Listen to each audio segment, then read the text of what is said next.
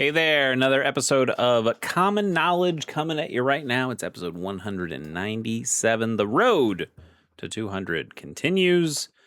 Let's take a look at 10 common Magic the Gathering cards, and I'll tell you if they're any good in the Pauper format or not. That's what we do here. And we'll start with Esperia's Skywatch, which is 5 and a blue for a 3/3 Vidalcan Knight. It's got flying, and when this creature enters, you detain target creature an opponent controls, which means until your next turn, that creature can't attack or block, and its activated abilities can't be activated. Oh boy. 6 mana, 3/3 flyer is too expensive. And detain is okay. It's okay.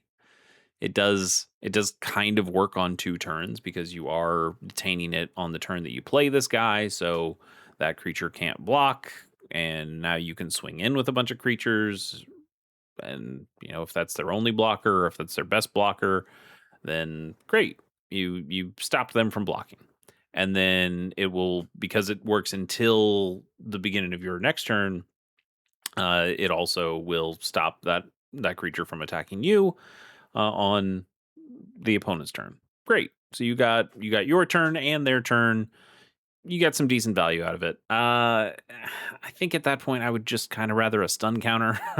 I guess stun counters don't get around the activated abilities not being able to be activated unless it's a tap ability, and then the stun counter definitely does that. But stun counters can be proliferated. This can't. I guess you could blink this, but you can. I don't know. It doesn't really matter because the problem here is this: 6 mana for a 3/3 flyer that has some other fine text is not good enough in this format. It is so slow, and I don't know. I guess the idea here is that you're a blue deck that can just control the game until you have 6 mana, and then you can play this to further control the game. We have better blue finishers that can do that you can play way earlier. Cryptic Serpent, Tolarian Terror. They're right there, and they go so much faster than this. Uh, no, this is not pretty, not good at all, really. And I think we can go for a 1.7. Mana cost does just kill it. Infuse is 2 and a blue for an instant. Untap target artifact, creature, or land, and you draw a card at the beginning of the next turn's upkeep. There is probably something, and I don't know this to be true. I'm probably wrong on this one, but it feels like this could be something that would work in some kind of Tron deck, right? Because if you like Tron / familiars, if you're able to reduce the cost of your blue spells, and then you play this, and you're tapping your Urza's Tower for 3 mana, but you only have to pay 2 mana or 1 mana to play this spell because you've cost reduced it. You're also drawing a card later, so it does kind of cantrip, just not right away.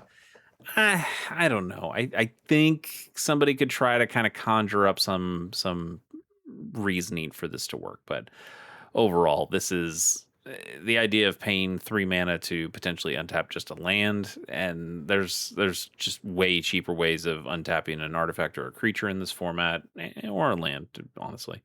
And the card draw not happening right away and having to wait until the beginning of your of the next upkeep is this is an Ice Age card. It's an old card, and it's a card that I think we've been able to iterate on a number of times over Magic's history, and we've probably found better ways of doing infuse than infuse. So, kind of cool, but I think would really want these effects to be a little bit more repeatable than just a single use untap one of these things. It's cool that it's able to untap all these different things, though. It does have some modality, some variety to it, and I can respect that. But overall, I'm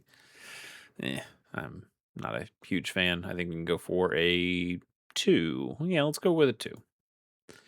Next up, Howler's Heavy is 3 and a blue for a 3/4 Seal Pirate with cycling for 1 and a blue, which means you can pay that cost, and then you discard it to draw a card. When you cycle this card, target creature or vehicle an opponent controls gets -3/-0 until end of turn. It's really hard to justify a card like this when you have the Humbling Elder, and there's another card that does basically the same thing as a Humbling Elder that comes down at flash speed for a single mana and gives a creature -2/-0 until end of turn. You see those get played in fairies decks every once in a while. Um, this this is really slow. You're never gonna want to play the creature part. A four mana 3/4 creature is bad, but a 3/4 vanilla creature is bad. Like Pact Altair is a good card. That's a 4 mana 3/4 creature, but also from Ether Drift. But that's very playable because of its extra text. This extra text only pertains to it being cycled. So it doesn't really matter when this is on the board. If you are going to cycle this, if you just treat this as a cycling spell, a cantrip effect that also gives a creature -3/-0, I guess there's some little extra value to it.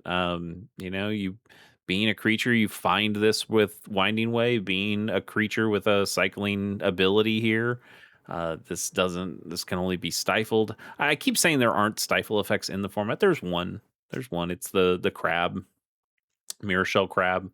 That itself is a channel ability, so it's a discard thing. So you could only stifle that.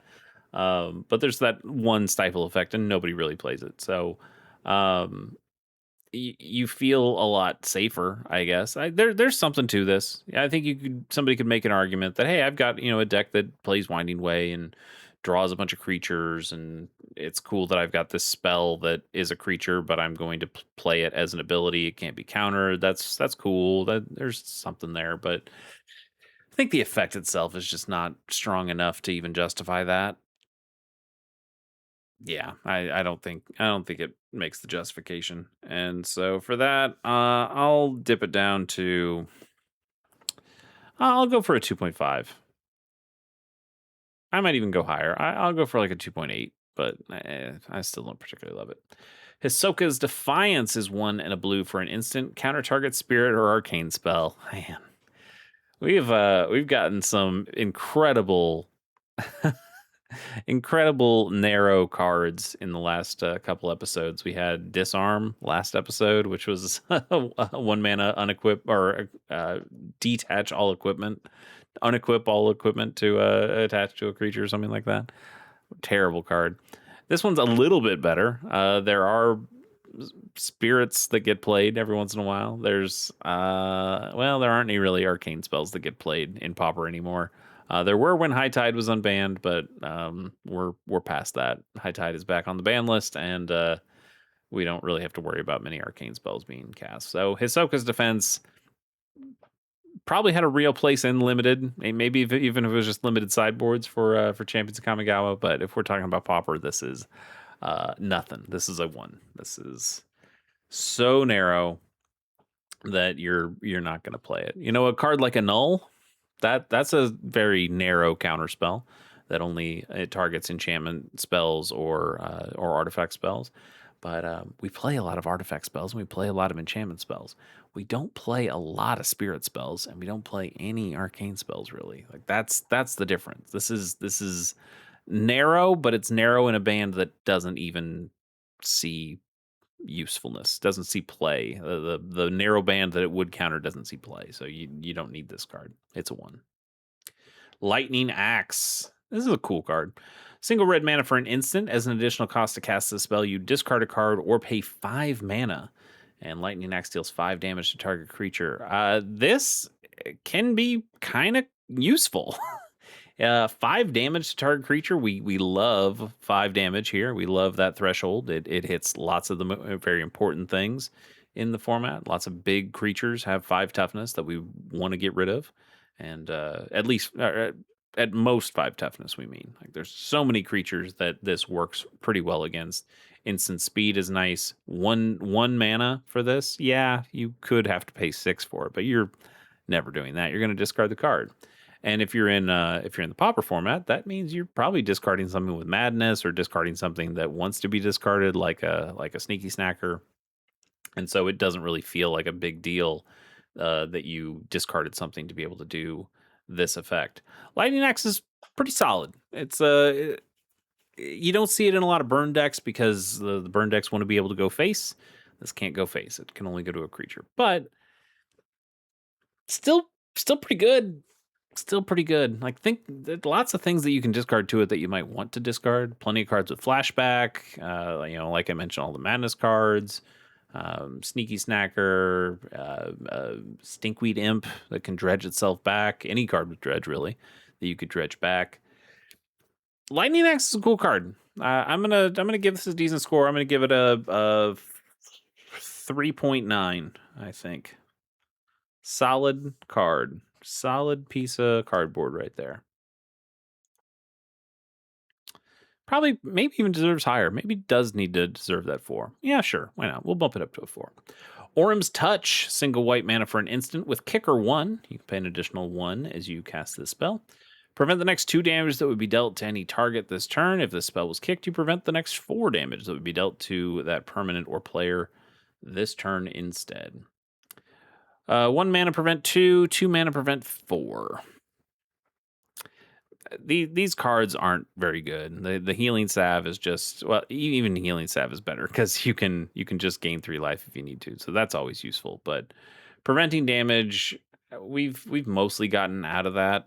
Wizards has decided this is not something that they find very useful, that people want to play with. It leads to bad combat math. It leads to longer, grindier games that just aren't as fun. If you are playing this in white, you're playing kind of dead cards that you really should be playing cards that will help to improve your game plan and move forward and make progress against defeating the opponent instead of just surviving on your own. So these cards have really fallen out of favor. We don't really see them played, or we don't really see them made anymore. And we don't see them played because people have decided these are bad cards, and they kind of are bad cards. I do like that you do have a little modality here. You can, sometimes save a mana if the opponent's only doing 2. Okay, we can just save it and prevent 2 of that damage. Sometimes 2 damage is all you need to prevent. But I like that you can bump it up by a mana and then get double the healing or double the prevention, damage prevention off of it. But overall, I don't think you're gonna need this card in most of your Pauper decks. And if you're in white, most of the white Pauper decks are trying to be really aggressive with putting out small creatures. So a protection spell is kind of just a wasted card in your deck that could be used for more aggro strategies. Let's go with a. I'm not feeling very generous to this. I think we can go for like a 1.8. Next up, Urza's Tower. We have done the Urza lands before. Urza's Tower is the best one because it can make 3 colorless mana, whereas the other ones only make 2 colorless mana. The Urza lands are incredibly good. We've given them super high scores before. There's something like a 9.5, 9.8, 9.9. I don't know. Like these are incredibly good lands that you can do a lot of shenanigans with. There are a lot of different good Tron decks out there, but we've done them before, so they won't count towards our total today. Iron Shell Beetle is a card that I'm pretty sure we've also done, maybe not recently, but we've done before. Let's read it anyway. Iron Shell Beetle is 1 and a green for a 1/1 insect. When this creature enters, you put a +1/+1 counter on target creature. That is so incredibly normal. And oh yeah, I do remember this Judgment art now too. So we've done this one too. I'll kind of skip it, but this is not very good. A 2 mana 1/1. I mean, it's a grizzly bear. I remember talking about it too. This is a 2 mana 2/2, or a 2 mana that puts +2 or puts 2/2 of stats on the board in some combination. Whether it puts it on itself and it's literally just a grizzly bear that you could proliferate. So I guess in some ways it's better than a grizzly bear. I remember having this argument too, because you can also, your opponent can lava dart this thing before the before the +1/+1 counter is put on it. So you kind of have to decide whether that's better than a grizzly bear or not. Either way, you're not playing this in your deck. I guess if you could blink it or bounce it, and then you'd have. I think I made that argument too. Anyway, we're gonna skip it. it's not anything. Piracy Charm. Hey, a Planar Chaos card. I remember this card quite well. I have this Planar Chaos version because I think this was in a precon, like not a commander precon, like a standard precon or a limited precon. And I had this, so I think I have a couple copies of this card. Anyway, Piracy Charm is a single blue mana for an instant. You choose one. Either target creature gains Island Walk until end of turn, which means it can't be blocked as long as defending player controls an island, or target creature gets +2/-1 until end of turn. Interesting. Or target player discards a card at instant speed. This is probably the coolest mode on the card. Is a 1 mana discard spell in blue, because it is planar chaos, so we are kind of messing with the color pie a little bit. But a single mana discard spell.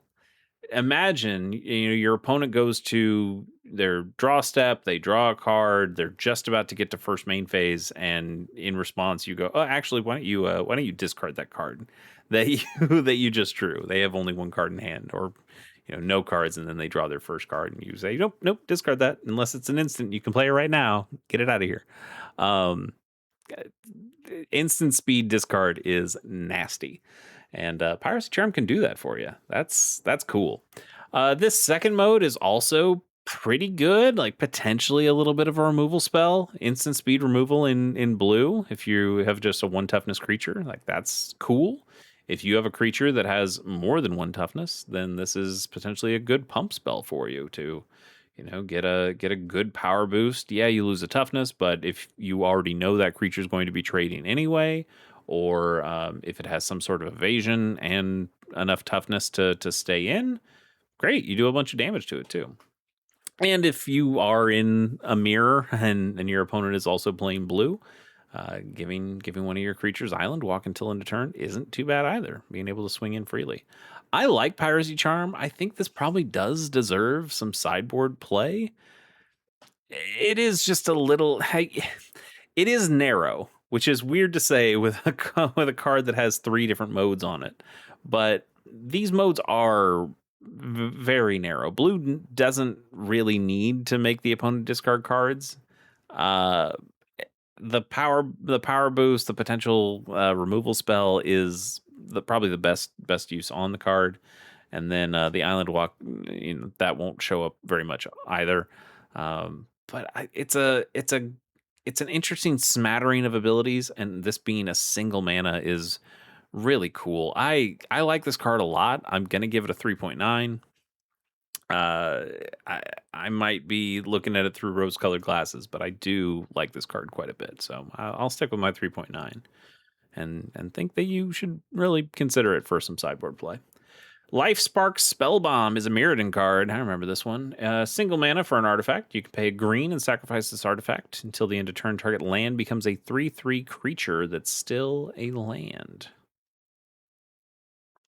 Okay. Or you can pay 1, sacrifice it, and draw a card, so it can just cantrip.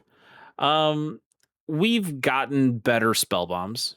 In the Scars of Mirrodin gave us better spell bombs. And you see, like, Nihil Spellbomb gets played a lot in the Pauper format as a really good way of giving some graveyard hate to a lot of decks. These original spell bombs from Mirrodin are all right. I think maybe the best one is the Ether spell bomb, the blue one that has an unsummon attached to it. Like this first ability is an unsummon, and then all of these spell bombs have this ability to just be able to sacrifice themselves to draw a card. This one is supposed to kind of be more like a giant growth. It's doing it to a land, which isn't exactly a giant growth, but it is giving +3/+3 to a thing. Like you didn't have 3/3 before, and now you have 3/3. That's kind of what a giant growth does. Is it like Pyrite Spellbomb, I think, is a shock. You can sacrifice it to deal 2 damage to something. So there are, and then the what is the black one? It's like a spiny looking one. God, what is it? I need to know now. Spellbomb. That's probably good enough. We'll find it. Oh, it's Spellbomb 2 words. Spellbomb is 2 words. Should have known. I was just nope. It's not. What? No, Spellbomb's 1 word. Oh, is it just that it doesn't? Yeah. Oh, sorry, I see what's happening. I put it in the I put in the text, and it needs to be put in the card name because the cards don't actually say Spellbomb in the text. Yeah, so Ether, Life Spark, Necrogen, that's right. And that one, sacrifice to target player discards a card from his or her hand. That's also instant speed discard. It's crazy. Crazy that that's out there. And then the Sunbeam one gains you 5 life. So yeah. These are kind of classic things that these colors can do in a nice little artifact package. But these Scars of Mirrodin ones generally are better, and not all of them are better, but generally I'd say they're better because you can kind of get both effects on a single one. So you pay 1 for the flight spell bomb, and then you can just tap it to sacrifice it. You're not paying mana like you would have to with an ether spell bomb. And then you can pay a mana when it's sacrificed to draw a card. So you can draw the card and get the effect instead of get the effect or draw the card. It makes these Scars of Mirrodin one a little bit better. The abilities on them generally are a little bit weaker than the ones from Mirrodin, though, because you can see like a creature gaining flying, probably not as good as bouncing a creature. Target creature can't block this turn, not quite as good as a shock. And discarding a card, I would say discarding a card is probably a better effect than exiling a graveyard generally, but we're in a format that just cares so much about graveyard hate that Neil Spellbomb is really good. Like just for giggles here, this this is 16 cents. This is 9 cents. Like these are not expensive cards. And then you get to Nihil Spellbomb. You click on that and go, whoa, why is this dollars? We're talking dollars, not cents. And that's because Nihil Spellbomb really good. When we get to Nihil Spellbomb, we'll give that a good score. But we're at Life Spark Spellbomb, and kind of cool to have an instant speed. I can turn one of my lands into a creature, potentially block, potentially attack. Okay, sure. I can always just I can always just sacrifice this to draw a card if I need to. These are okay things, but they're also not really impactful things to spend this much mana on. I think you're better off just not playing these spell bombs, playing a Neil spell bomb if you really need one. But outside of that, you're probably fine. We'll go with a 2.4. Moth Dust Changeling. This one's okay. Moth Dust Changeling is a single blue mana for a 1/1 shapeshifter with Changeling, which means it is every creature type.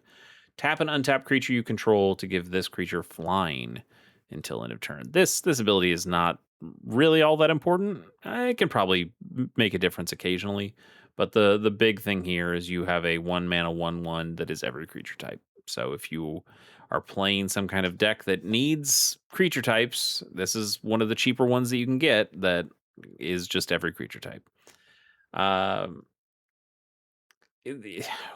are you going to play this? Are you going to play this in like mono blue fairies because you can get your of one minds working with this because it's both a human and a non-human? It's not a non-human. It is a human, and then you can have a fairy out there that is a non-human.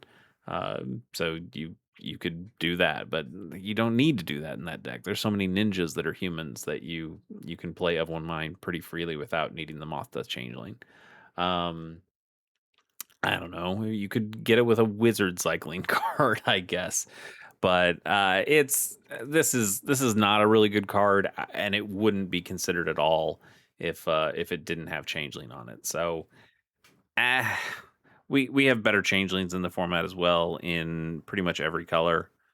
Except maybe blue. I don't know how many other blue. Well, sorry, there's the Amoeboid Changeling that's also in blue. That one's pretty cool too, to be able to give all creature types or take away all creature types.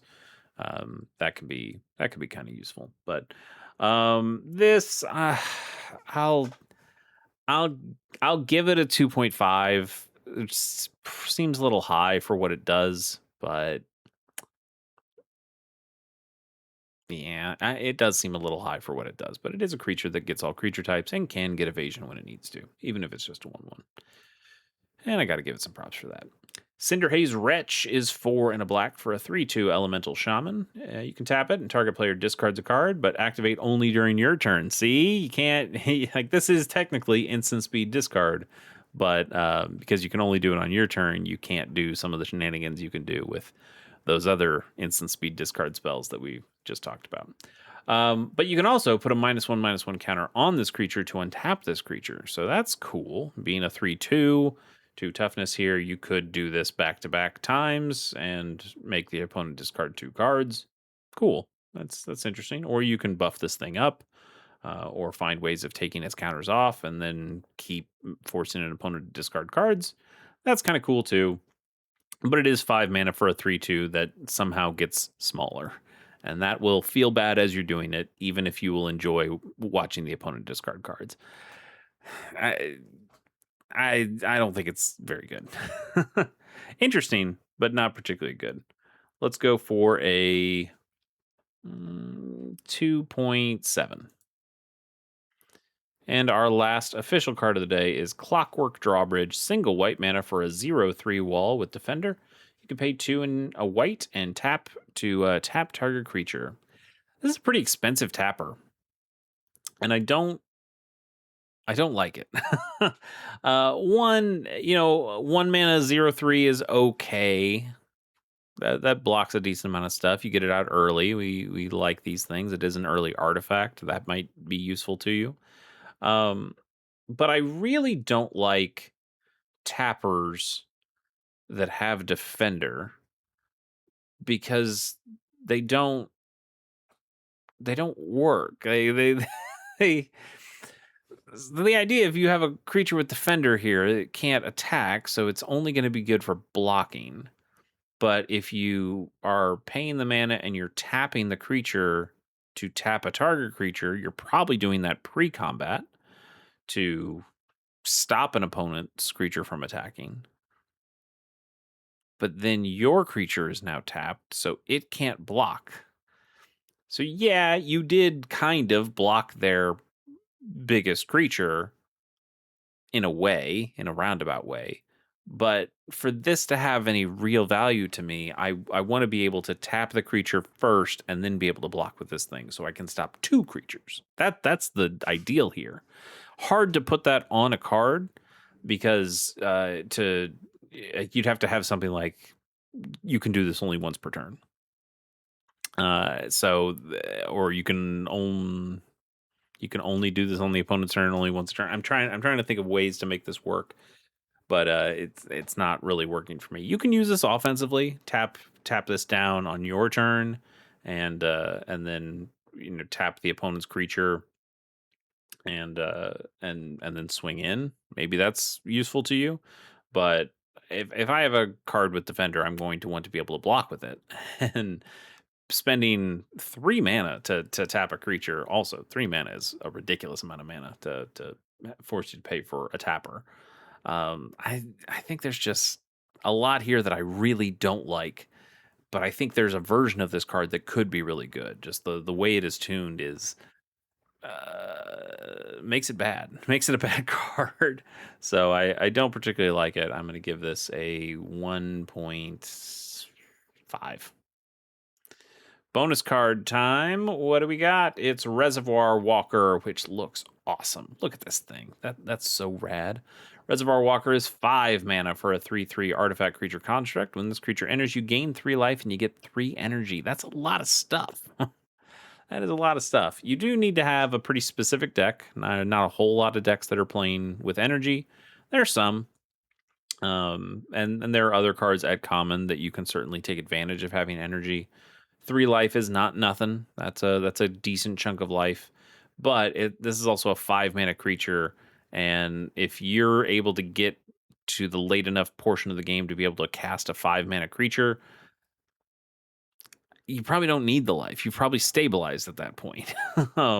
Or you're already dead anyway. So it wouldn't really matter. But a 5 mana 3/3, this feels pretty bad just as a creature. You're doing this for the ETB, and you probably want to start blinking this right away to be able to get the most use out of it. Uh, it's a card that has some upside, but it's just too expensive. That is the real shame. Maybe Maybe a version of this card that could see play would be a 2 mana 1/1 that gave you 2 life and 2 energy when it enters, and then that would be a better blink and or bounce target.